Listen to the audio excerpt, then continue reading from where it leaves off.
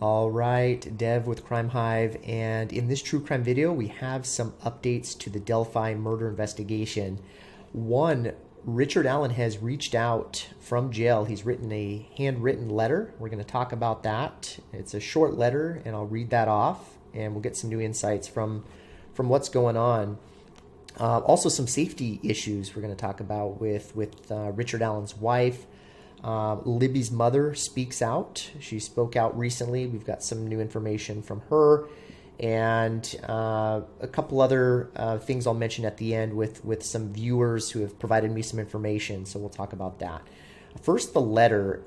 So Richard Allen writes to Carroll Circuit Court and those associated. He lists the cause number, and then he says, in the cause listed above, I, Richard M. Allen, hereby throw myself at the mercy of the court. I am begging to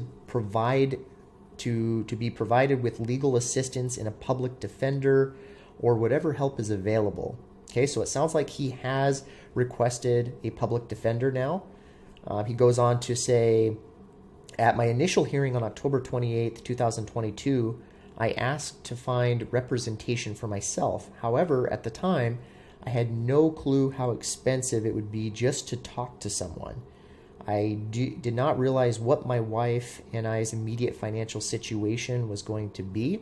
Okay, sounds like they're having some financial trouble.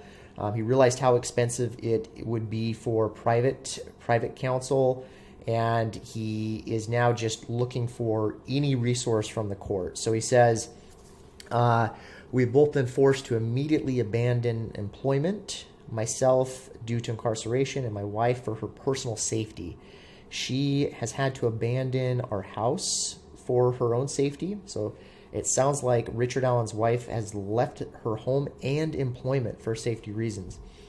And then he says, what little reserve there is will fail to even maintain the original residence. Again, I throw myself at the mercy of the court. Please provide me whatever assistance you may. Thank you for your time in this most urgent matter. And then he signs it, sincerely, Richard M. Allen. Okay, so we know that he has counsel now. Again, important date being November 22nd for us to determine if the documents are going to be unsealed, if they're going to remain sealed or not. We're going to learn some new information there.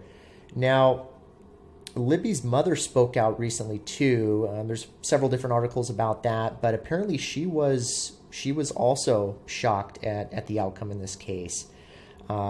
She vows to stare down the offender in court, the suspect in court. She also is not super optimistic right now at this point. She's not wanting to celebrate because, again, we know that this is just an allegation and no one has been convicted at this point. So that's really important. A lot of things can still happen in this case. And she's aware of that, especially with the ups and downs, different suspects that have been brought to her attention. So she's obviously distraught and reliving this nightmare all over again, and is what she said. So, but she did speak out. Of course, it's an emotional time for family right now, and that's all I have in that matter. I just want to segue. Last thing I want to mention real quick. Thank you for the viewers who are providing some really good information here, not just with this case, but things that could be connected and other cases as well. One video that I'll most likely do in the future here is going to be with the Flora case.